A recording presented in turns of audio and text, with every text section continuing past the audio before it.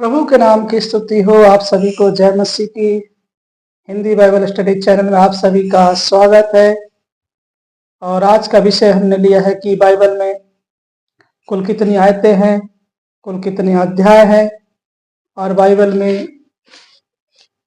Total भविष्यवक्ताओं का उल्लेख कितना है और बाइबल में कितनी किताबें हैं और बाइबल किन भाषाओं में लिखी गई है सबसे पहले।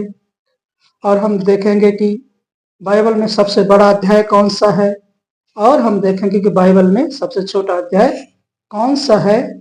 और हम देखेंगे कि पुराना नियम और नए नियम में शब्दों के विषय में देखेंगे कि पुराने नियम में कितने शब्द हैं बाइबल के और नए नियम में कितने शब्द हैं।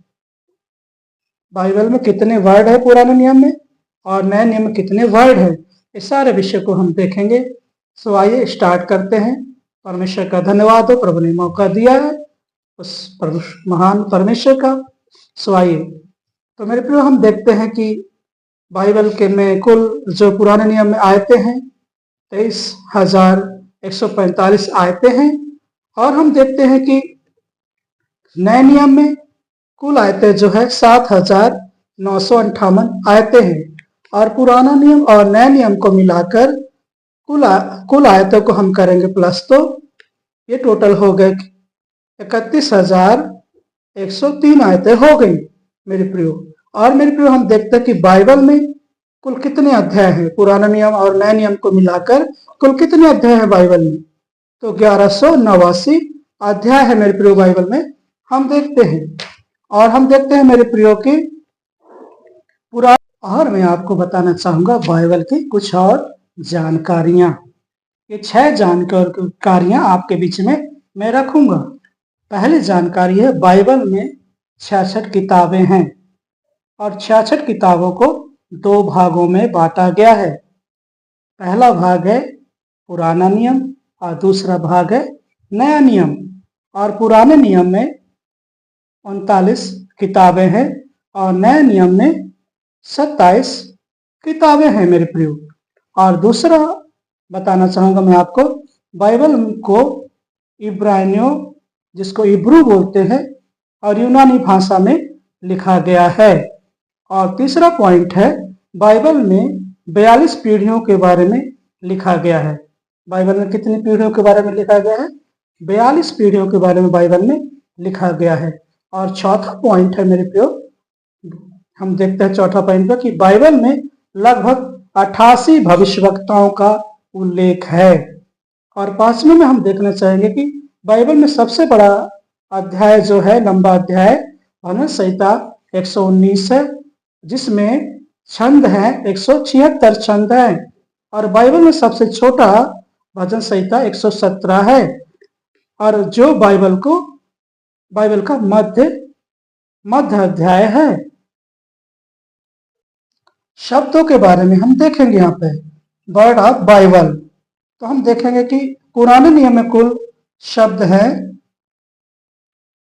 6,22,771 शब्द हैं। और नए नियम में है 1,84,590 शब्द हैं।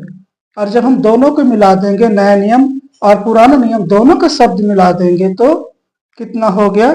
8,07,361 शब्द हैं मेरे प्रियो। ये सारी जानकारी मैं आपको देना चाहता हूं। तो मेरी आशा है कि आप बहुत ही अच्छे तरीके से सीखे होंगे, समझे होंगे। आइए हम प्रार्थना करते हैं। धन्यवाद प्रभु, राजाओं का राजा, महान स्वामी, पिता, पुत्र, पवित्र आत्मा। प्रभु हम धन्यवाद करते इस सुंदर समय के लिए।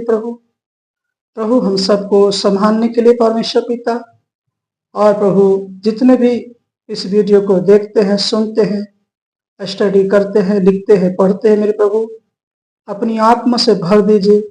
जैसे आपने सुलेमान को बुद्धिमान बनाया प्रभु जी, वैसे सभी को बनाइए प्रभु। हर एक भाई उद्धार पाए, हर एक भाई आपके नाम को जाने और हर एक भाई प्रभु आपके वचन में आगे बढ़ता चला जाए प्रभु, क्योंकि आपका वचन हमारे मार्ग के लिए दीपक और उजियाला प्रभु।